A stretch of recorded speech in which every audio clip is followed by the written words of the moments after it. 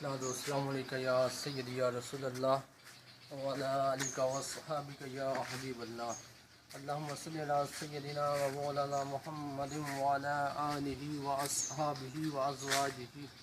وذریاتہ واہل بیتہ وبارک وسلم الا ان اولیاء اللہ لا خوف علیہم ولا هم یحزنون۔ نگاہ ولی میں وہ تاثیر دیکھی، بدلتی ہزاروں کی تقدیر دیکھی۔ میرے دوستو، میرے یوٹیوب سبسکرائبرز، السلام علیکم۔ آج ہم جس عظیم اعلیٰ شیخ کامل، ولی کامل اور سید السادات جد امجد نقوی البخاری سادات بانی اچ شریف بہاولپور سید جلال الدین سرخ پوش رحم اللہ تعالی علیہ، اور آج جن کے دربار پر ہم موجود ہیں یہ بھی ان کی اولاد میں سے ہیں، پیر سید محمد طفیل حسین نقوی چشتی صابری رحم اللہ تعالی علیہ۔ اور آج ہم انشاءاللہ تعالی بفضل اللہ تعالیٰ کے کرم سے تھوڑا سا مختصر واقعہ بیان کریں گے کہ جلال الدین سرخ پوش رحم اللہ تعالیٰ اچ شریف کیوں آئے، کس کے حکم پر آئے، اور اس کو آباد آپ نے کس طرح کیا۔ جلال الدین سرخ پوش رحم اللہ تعالی علیہ آپ نے جب ابتدائی تعلیم اپنے گھر سے اپنے والد محترم سید حسن علی رحم اللہ تعالی سے حاصل کی، اور تفسیر، حدیث، فقہ، علوم دنیا کی تعلیم حاصل کرنے کے بعد آپ خدمت کے لیے خانہ خدا میں تشریف لے گئے، اور کچھ عرصہ تک، کئی سال تک آپ وہاں خدمت سر انجام دیتے رہے، اور اس کے بعد حکم الہی سے، اللہ تعالیٰ کے حکم سے آپ اپنے نانا رسول عربی محمد مصطفیٰ صلی اللہ علیہ وآلہ وسلم کی تربت پر تشریف لے گئے۔ مدینہ الرسول پہنچے تو لوگوں کے پوچھنے پر، لوگوں کے کہنے پر آپ نے بتایا کہ میں سید ہوں، تو وہاں کے عربیوں نے کہا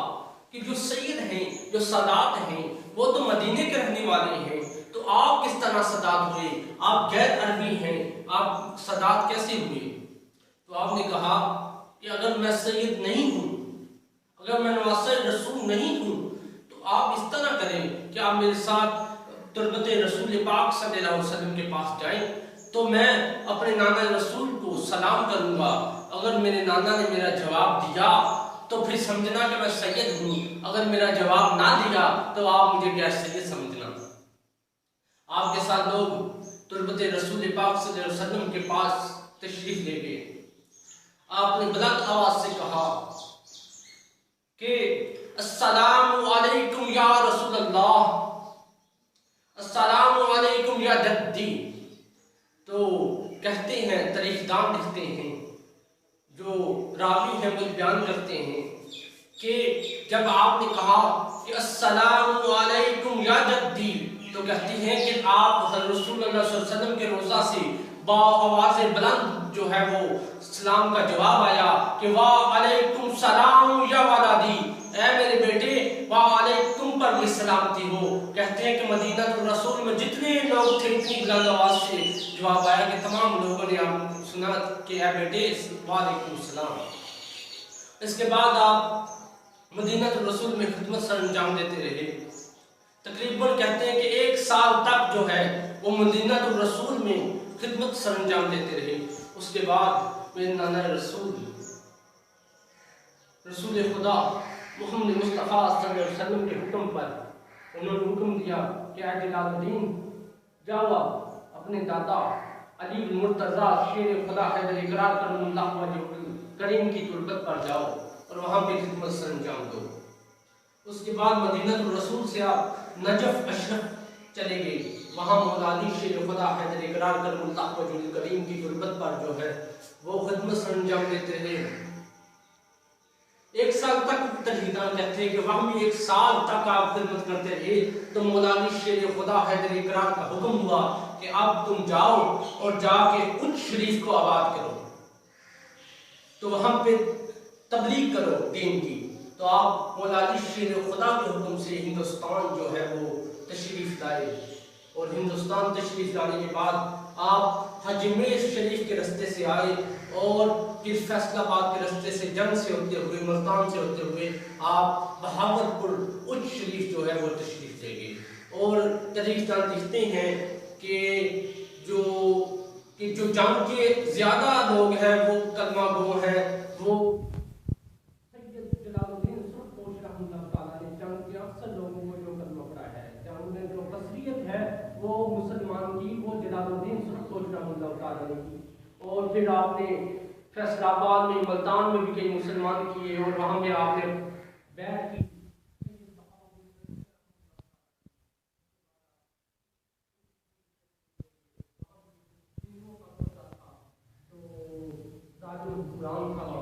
تو آپ نے وہاں بھی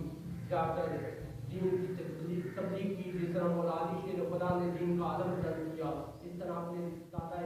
مولا حسین کے نقش قدم پر چلتے ہوئے آپ نے وہاں پہ دین کا عالم بلند کیا۔ اور آج بھی وہاں جو سادات ہے وہ اس شریف میں سید جلال الدین سرخپوش کی اولاد وقت کا ہے، سجادہ نشین ہے، اور وہاں پہ جو مسلمان ہیں وہ آپ کے ہاتھ پر مسلمان ہوئے ہیں۔ تو اللہ تعالیٰ ہمیں ایسے اولیاء اکرام، ایسے سید ذاتی کی خدمت کرنے کی توفیق عطا فرمائے، ایسے نیک بندوں کے پاس جانے کی توفیق عطا فرمائے، اور ہمیں خود بھی ان کے نقش قدم پر چلنے کی توفیق عطا فرمائے۔ اور میرے یوٹیوب سبسکرائبر جو ہے اس ویڈیو کو جو ہے آگے شیئر کریں، جا کے ان اللہ کے نیک بندوں کا پیغام جو ہے وہ آگے وہ پھیلے، اور نیکی کو پھیلانا جو ہے وہ نیکی ہے۔ اللہ تعالیٰ ہمیں نیک عمل کی توفیق عطا فرمائے۔ وما علینا الا